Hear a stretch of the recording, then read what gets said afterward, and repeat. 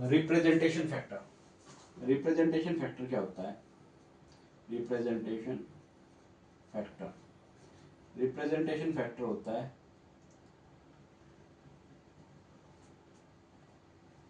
Drawing length,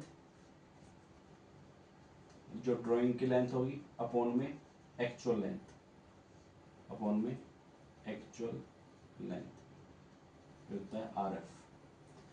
R F की value less than 1 है, reducing factor होगा। आर एफ की वैल्यू ग्रेटर देन 1 है तो स्केलिंग फैक्टर होगा। आर एफ की वैल्यू 1 है तो सेम स्केल होगा। ठीक है, अब बात करते हैं प्लेन स्केल की। प्लेन स्केल में 2 यूनिट्स यूज करते हैं, 2 units, 2 units, metre and decimetre. Diagonal scale में 3 यूनिट यूज करते हैं, 3 यूनिट्स, मीटर, सेंटीमीटर और डेसीमीटर। ठीक है, डायगोनल स्केल्स में 3 यूनिट यूज करते हैं, मीटर, सेंटीमीटर और डेसीमीटर। और प्लेन स्केल में 2 यूनिट यूज करते हैं, मीटर और डेसीमीटर। और इसमें अगर वैल्यू निकालनी आ जाए, value of each primary division, value of each primary division कैसे निकालेंगे? अगर वैल्यू निकालनी आ जाए तो value of each primary division, तो इसमें सीधा फार्मूला लगाना, value of each primary, total length represented, total length measured upon में number of divisions, total length measured upon में नंबर ऑफ डिवीजन, ये आ जाएगी value of each primary division. ठीक है, अब बात करते हैं इलिप्स की। इलिप्स, इलिप्स, इलिप्स का मतलब होता है eccentricity less than e less than 1, eccentricity less than 1, ये होता है इलिप्स। और इसेंट्रिसिटी का फार्मूला देख ले तो क्या होता है? 1 माइनस में बी स्क्वायर अपॉन में ए स्क्वायर। यहाँ बी क्या है? सेमी मेजर एक्सिस, और ए क्या है? Semi minor axis. पेपर में दे रखा होगा मेजर एक्सिस, मेजर एक्सिस दे रखा होगा मतलब 2a दे रखा होगा, 2a 2b दे रखा होगा तो डिवाइड बाई 2 करेंगे b निकल जाएगा। माइनर एक्सिस निकालना है, माइनर एक्सिस दे रखा होगा 2a डिवाइड बाई 2 करेंगे ये आ जाएगा। इसेंट्रिसिटी का फार्मूला याद रखना, 1 माइनस में बी स्क्वायर अपॉन में ए स्क्वायर, ये होता है इसेंट्रिसिटी का फार्मूला इलिप्स के केस में। सेमी एक्सिस बता दिया क्या होगा? सेमी एक्सिस बता दिया, semi axis, semi major axis बता दिया, semi major axis equal to major axis by 2। ठीक है, ये 2a होगा तो सेमी मेजर एक्सिस क्या हो जाएगा? A. Semi minor axis, axis minor axis by 2 तो ये हो जाएगा बी। सेमी माइनर एक्सिस की value b, semi major axis की वैल्यू ए, और एक्सिस पूछ ले तो वो हो गया। Distance of focus from centre, distance of focus from centre. अगर distance of focus from centre पूछ ले तो इस केस में क्या करेंगे? Distance of focus from centre हो जाएगा, इससे निकालेंगे c equals to B square minus में ए square. Distance of focus from centre, और फोकस फ्रॉम सेंटर का डिस्टेंस कितना होता है? 2c या 2ae। अगर e की वैल्यू 1 हो जाए तो ये कितनी हो जाएगी? बराबर। इस फॉर्मूले से निकाल देंगे distance of focus from the centre. Distance between distance of focus from centre ये होगा, distance of focus from centre. ठीक है, distance of focus from centre, ठीक है, distance of focus from centre C equals to B square minus में ए square. Distance between foci, distance between foci ये होगा 2c या 2ae, इसको बोलेंगे। ठीक है, डिस्टेंस बिटवीन फोकस 2c या 2ab, और distance from focus from centre C equals to B square minus में ए स्क्वायर। लेटस रेक्टम पूछ ले, लेटस रेक्टम क्या हो जाएगा? लेटस रेक्टम पूछ ले क्या हो जाएगा, L equals to 2b square by a, 2b square by a. ठीक है, ये हो गया एलिप्स, ये हो गया एलिप्स। ठीक है, ये हो गया एलिप्स।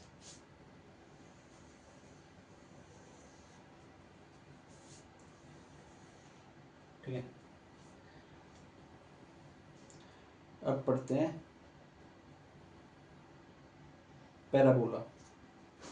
पैराबोला, पैराबोला के लिए क्या होता है, E इक्वल्स टू 1। पैराबोला के लिए क्या इसेंट्रिसिटी का फार्मूला क्या होता है, E इक्वल्स टू 1। इसमें लेटस रेक्टम क्या होता है, उसमें होता है 2b स्क्वायर बाय ए। इसमें क्या होता है 2b स्क्वायर, इसमें होता है 2b स्क्वायर बाय ए। इसमें लेटस रेक्टम क्या होता है, latus rectum L equals to 4a। इसमें लेटेस्ट रेक्टम क्या होता है 4a। ठीक है, वेयर a क्या है, where a is the focal length. इसमें क्या होगा a, where a is the focal length. ठीक है, a इज द क्या है, फोकल लेंथ। पैराबोला में no point of inflection. Parabola has no point of inflection. Parabola में कोई भी पॉइंट ऑफ इन्फ्लेक्शन नहीं होता। ठीक है, पैराबोला में कोई भी पॉइंट ऑफ इन्फ्लेक्शन नहीं होता। अब बात करते हैं हाइपरबोला। थर्ड बात करते हैं हाइपरबोला। हाइपरबोला में क्या होता है, E equals greater than 1। E greater than, hyperbola में क्या होता है, E ग्रेटर देन 1। यहाँ पे फोकस रिलेशनशिप क्या आता है, फोकस रिलेशनशिप वही आता है C equals to B square minus में ए स्क्वायर। फोकस रिलेशन सेम आता है, C equals to B square minus में b square. Distance between foci पूछ ले तो इसमें भी यही होगा। डिस्टेंस बिटवीन फोकाई पूछ ले तो, डिस्टेंस बिटवीन फोकाई पूछ ले तो वही होगा 2c। डिस्टेंस बिटवीन फोकाई पूछ ले तो 2p। ठीक है, ये होगा एलिप्स, ये होगा पैराबोला और ये होगा हाइपरबोला। एलिप्स में हमें दो चीजें याद करनी है। एलिप्स में इसेंट्रिसिटी लेस देन 1 होती है, इक्वल टू 1 माइनस के B square by A square. B क्या होता है, सेमी मेजर एक्सिस। ए क्या होता है, semi minor axis. Semi major axis होता है major axis divided by 2a। तो मेजर एक्सिस क्या होगा 2a, सेमी माइनर से 2b divided 2। Distance from the focus, distance of focus from centre होगा c equals to B square minus में ए square. Distance between foci होगा 2c या 2a ही, और latus rectum होगा 2b square by A. Parabola में equals to 1, latus rectum क्या होगा 4a। Parabola में कोई पॉइंट ऑफ इन्फ्लेक्शन नहीं होता। हाइपरबोला की इसेंट्रिसिटी ग्रेटर देन 1 होती है, c equal to B, distance between foci 2c। और इसमें एक पॉइंट हो रहा है, एसिम्प्टोट्स होते हैं वो परपेंडिकुलर होते हैं। इसके एसिम्प्टोट्स क्या होते हैं, एसिम्प्टोट्स आर परपेंडिकुलर, ये परपेंडिकुलर होते हैं। Asymptotes are perpendicular.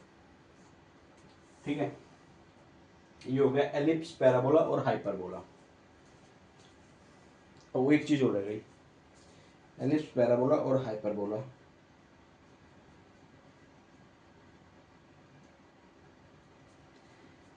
Ellipse, parabola, hyperbola.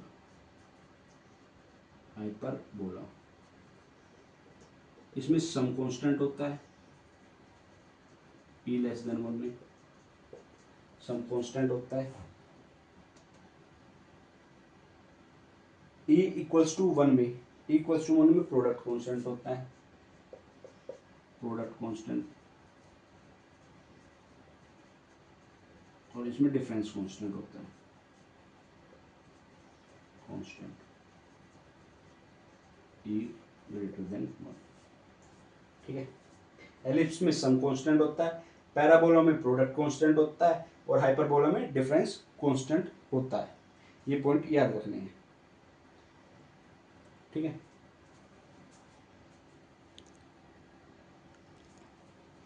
मान लो सर्कल में ये पॉइंट है, सर्कल में ये पॉइंट है। अगर ये पॉइंट, अगर मूवमेंट इसकी स्ट्रेट हो तो वो बनेगा साइक्लोइड। ऐसे ही कुछ पोर्शन है वो देखते हैं कैसी, किसकी मूवमेंट पे क्या बनता है। ठीक है, अगर मान लीजिए रोलिंग कंडीशन स्ट्रेट है, और रोलिंग कंडीशन स्ट्रेट है तो ये बनेगा साइक्लोइड। आउटसाइड द सर्कल है, मतलब आउटसाइड फिक्स सर्कल है, आउटसाइड फिक्स सर्कल तो बनेगा एपिसाइक्लोइड। एपी से याद रखना एक्सटर्नल फिक्स सर्कल मतलब आउटसाइड फिक्स सर्कल, और इनसाइड फिक्स सर्कल है तो हाइपोसाइक्लोइड। हाइपो मतलब इनसाइड, हाइपो अंदर, इनसाइड फिक्स सर्कल। ठीक है, 3 कंडीशन याद रखना। अब साइक्लोइड की बात कर लेते हैं।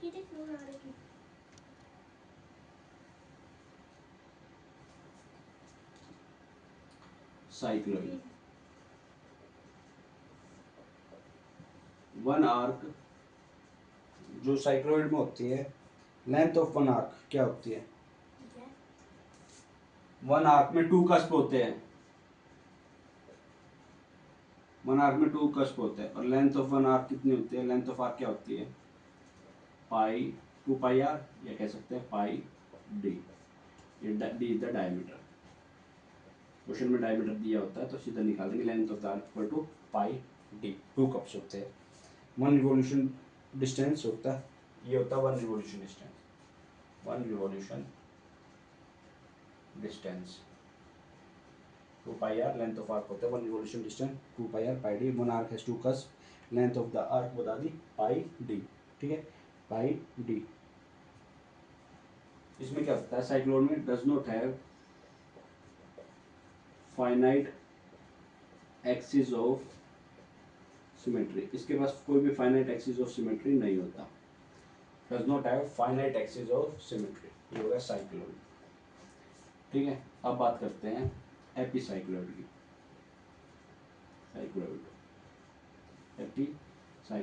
एपिसाइक्लोइड में क्या होता है? एपिसाइक्लोइड में होता है नंबर ऑफ कप्स, मतलब देखो एक्सटर्नल है तो बाहर होगा, तो नंबर ऑफ कप्स क्या होगा? कप्स हो गए आर प्लस आर बटे में स्मॉल आर। ठीक है, ये हो गया नंबर ऑफ कप्स। ठीक है, एपिसाइक्लोइड का डायमीटर पूछ ले तो एपिसाइक्लोइड डायमीटर ये पूछ ले तो ये क्या आएगा? एपिसाइक्लोइड का जो डायमीटर होता है ये होता है d प्लस 2d। इसमें d क्या है? फिक्स सर्कल डायमीटर, ये होता है फिक्स सर्कल डायमीटर, और ये होता है रोलिंग सर्कल डायमीटर।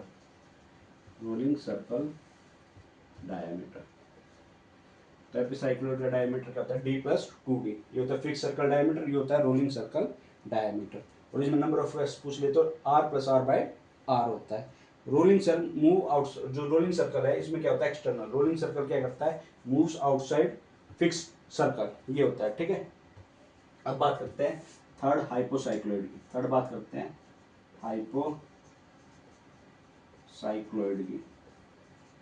हाइपोसाइक्लोइड में जो होता है इनसाइड फिक्स सर्कल मूव करता है। किसमें मूव करता है? Inside fix circle. Rolling circle move inside fix circle. ठीक है, फिक्स सर्कल में मूव करता है। हाइपो मतलब इनसाइड। तो नंबर ऑफ कप्स क्या होंगे इसमें? नंबर ऑफ कप्स क्या होंगे? D by D. Number of cups क्या होंगे? D by D. इसमें प्लस आर होगा, इसमें डी बाई डी आ जाएगा। ये आर बाई आर कह सकते हैं, या कह सकते हैं आर बाई आर। ठीक है, इसमें प्लस होगा, इसमें प्लस नहीं होगा। ठीक है, इनफाइनाइट स्ट्रेट लाइन कंडीशन आती है। इसमें क्या आती है? Straight line condition. इसमें हम स्ट्रेट लाइन कंडीशन आ जाती है। इसमें क्या आ जाती है? Straight line condition. और स्ट्रेट लाइन कंडीशन जब आती है जब d equals to twice D हो जाए या r equals to twice r, इनमें से कोई भी एक हो जाए तो ये स्ट्रेट लाइन कंडीशन हाइपोसाइक्लोइड में स्ट्रेट लाइन कंडीशन आ जाती है। हाइपोसाइक्लोइड में क्या आ जाता है? वे d क्या है? डायमीटर ऑफ फिक्स सर्कल, और ये क्या है? स्मॉल d क्या है? Diameter of rolling circle.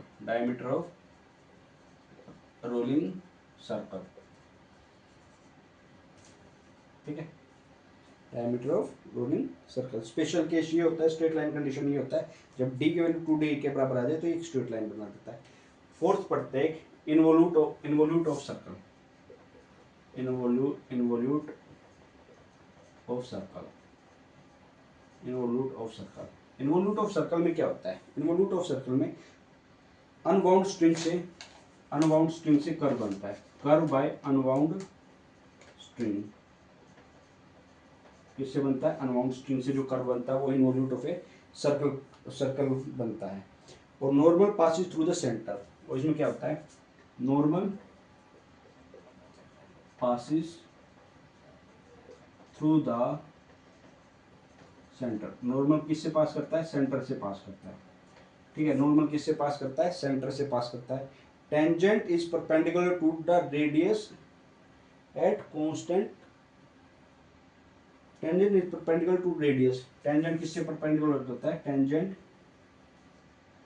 Is perpendicular to radius at any point. Tangent perpendicular होता है रेडियस के, और नॉर्मल पासिस करता है सेंटर से। नॉर्मल पासिस करता है सेंटर से, वो टेंजेंट परपेंडिकुलर होता है, टेंजेंट होता है परपेंडिकुलर तो ठीक है। इसमें लेंथ ऑफ इन्वोल्यूट पूछ लेते हैं। लेंथ ऑफ इन्वोल्यूट क्या होती है? लेंथ ऑफ इन्वोल्यूट ये आती है आर थीटा। थीटा रेडियन में करना हो तो ये डिग्री में गिवन हो तो इनटू π/80, तो ये रेडियन में आ जाएगा। तो ये मीटर या सेंटीमीटर में इसकी लेंथ आ जाती है। लेंथ ऑफ द इन्वोल्यूट को रेडियन में कन्वर्ट करना पड़ता है। Tangent to base circle is normal to invert. और टेंजेंट टू बेस सर्कल क्या होगा? टेंजेंट टू बेस सर्कल क्या होगा? Tangent to base circle is normal to involute, normal to involute. ये हो गए सारे पॉइंट्स हमने जो कवर कर दिए। एक बार फिर से याद कर लेते हैं। साइक्लोइड में दो कप्स होते हैं। Length of arc pi d, length of arc 1 revolution time pi d. Epicycloid में एक्सटर्नल होता है तो r प्लस आर बटे स्मॉल आर, मतलब रोलिंग डायमीटर प्लस का रेडियस अपॉन में फिक्स सर्कल का रेडियस अपॉन में स्मॉल सर्कल का रेडियस। एपीसाइक्लोइड डायमीटर की पूछ ले तो इसमें एपीसाइक्लोइड का डायमीटर क्या होता है? d plus 2d। हाइपोसाइक्लोइड में पूछ ले तो d अपॉन में d। इसमें एक स्ट्रेट लाइन कंडीशन आती है, d इक्वल टू 2d और d इक्वल टू 2rd। और इन्वोल्यूट ऑफ सर्कल ये आता है अनबाउंड स्ट्रिंग से आता है, और इसमें normal passes through the centre. Tangent is perpendicular to the radius at any point. और लेंथ ऑफ इन्वोल्यूट आती है आर थीटा। थीटा को रेडियन में कन्वर्ट करने के लिए π/180 से मल्टीप्लाई कर देंगे। और टेंजेंट जो बेस सर्कल का होता है वो होता है normal to involute. Tangent to the base circle is the normal to involute.